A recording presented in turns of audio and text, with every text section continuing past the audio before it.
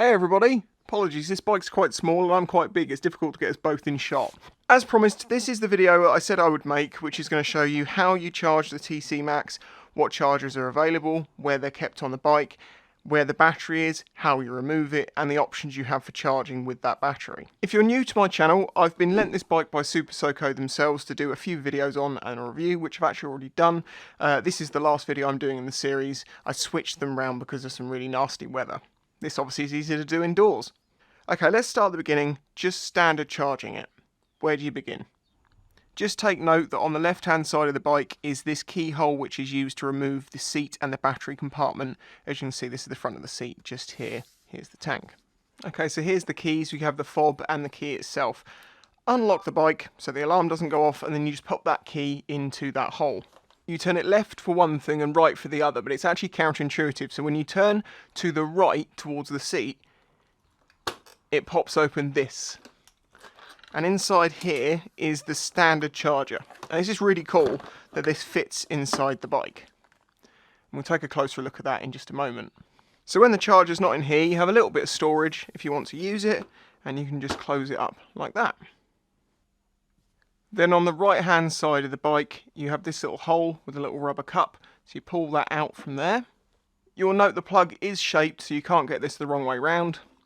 This little piece of rubber is sometimes annoying to get out of the way, but you find the hole, get it in, give it a press, and there we go.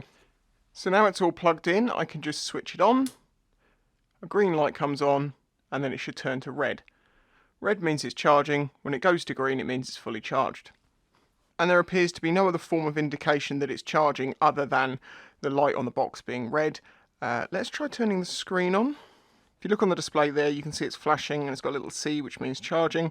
The bar on the side is an indication of how much power it's got, as is the 1%, because this is completely dead. So this is the standard charger that fits underneath the seat and charges the bike in about 7 to 8 hours. If you need it to be quicker than that, there is another option available. There is the quick charger, which charges the battery in about 4 or 5 hours. Otherwise, it's very much the same, but it is a very slightly different size. As you can see, it's just ever so slightly longer, about, I can tell you. It's about 2.4 centimeters longer than the standard charger. I think otherwise their dimensions are actually the same.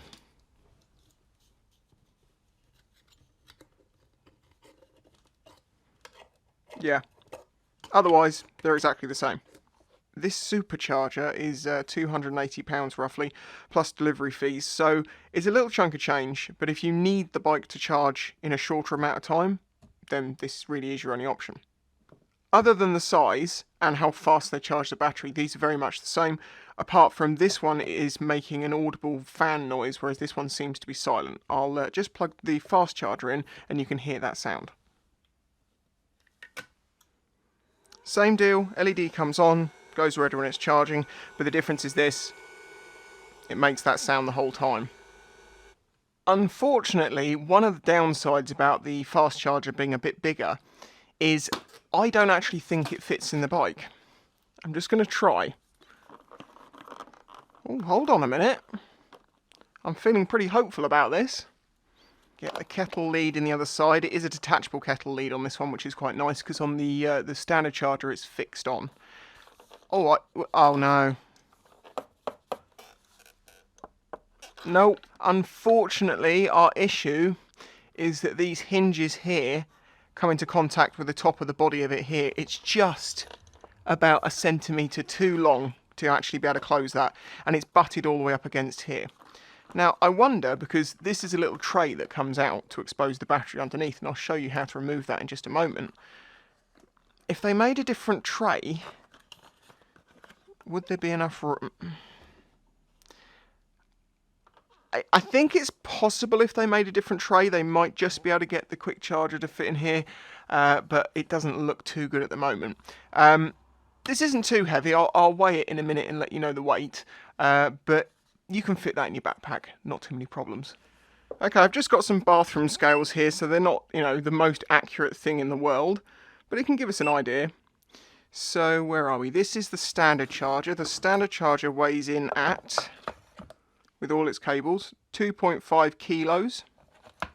And the quick charger, even though it is bigger, yeah, it is lighter. I thought it was. It's 1.9 kilos. So yeah, carrying that in your backpack to work might not be too bad. It's about 2 kilos. If you're carrying the charger with you, it's probably because you need to charge your bike in the middle of the day while you're at work. So say you have to commute in 30-35 miles, you can charge it while you're at work and it'll be fully charged for you to go home. Now, if you have a garage scenario somewhere at work or somewhere you can actually plug the bike in as it is, then, you know, problem solved for you because you've got the charger on the side of the bike and it's nice and convenient, just plug it in and it'll be fine. If you can't do that because you park it in a normal car park or there just isn't anywhere to charge it, well then you can take the battery out, take that into work with you and just charge it in the building. So the question is, how big is that battery and how do you remove it? So to remove the battery, this is actually quite straightforward. You just pop the key in here, turn it to the left to pop the seat off, then underneath the seat is a circuit breaker. This is the main switch for the bike. Switching this off switches everything off. So we turn that off, and now the power's off. Okay, then we can just pop our seat back in, like so. Give it a good press. There we go. That's back in. Then we turn the key again to the right to reopen that, and remove the plastic tray. So here's the battery. Here is the lock that you turn to release it so you can pull it out, and here's the main connector. This has just got a little clip on it that you pull across and pull this big connector off. And you'll note that that's the same as what's on the side of the bike because you can plug your chargers directly into the pack. Okay, so make sure the breaker's off, unplug that. You then put the key into the slot, the same key you use on the side of the bike, and you turn it to the right. At the same time you're turning it to the right, you give it a tug, and we are free. Now, you have to kind of hold on to this giant cable. I might advise taking the key out in between as well because it can kind of get in the way. Big cable out of the way and pull.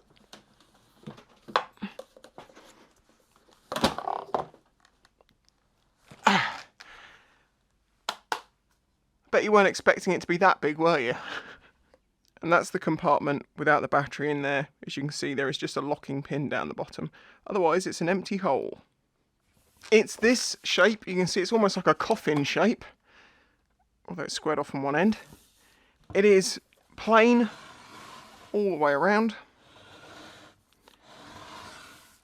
And on the underneath, you've got some little feet and a locking pin for it to lock into the bike.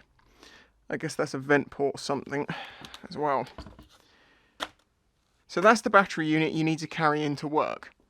Then exactly the same as the port on the bike, you just take your charger, plug it in, and you can charge it like that under your desk. Maybe not under your desk, maybe somewhere, you know, safe. Would be a good idea. I'm sure if your work's okay for you to do this, they'll find you an area which would be suitable for charging a battery like this. So that's actually a very convenient thing. This is quite heavy though, so I'm going to weigh it and find out. Place your bets in the comments. Go on, don't cheat. I know you're so going to cheat. What's my guess? Oh, it's pretty heavy. 20, 25 kilos maybe? Turn on.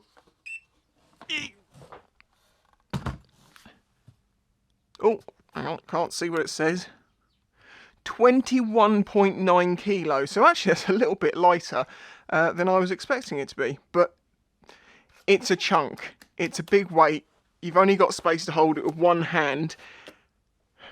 I mean, I don't want to say you need to carry a little trolley with you to carry this in, but unless you're just sort of carrying this through the front door, or you're just hench, you won't have any problems carrying this. It's quite a chunk. So as much as the idea of taking this out the bike every time and charging it seems like yeah, that's easy enough to do, it's not like changing your remote batteries. To reverse that process, you need to hold this big cable out the way, and it does seem to get kind of right in the way. You need to hold that out the way one hand and lift the battery in with the other and guide it down. Heard a little click. Yep, that locked in. Flatten the handle. Plug in the plug. switch the switch, as in the lockdown for the actual power connector. That's reinstalled. Don't forget your tray. Pops in like that. Close that up. Find the key. Drop the back door keys. Turn to the left so it opens the right. Switch the switch on. Like so. Seat back on.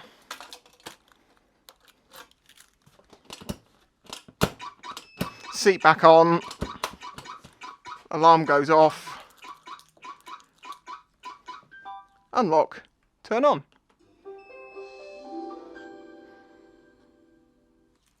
And there you go. That is how you charge it. The two different chargers that exist, how they fit inside the bike, how you take the battery out, how much it all weighs, and how you put it back.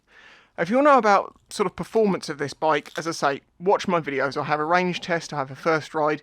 In fact, I have two range tests. One which is sort of riding it flat out, one which is riding it much more carefully to try and get more miles out of it. I have a full review.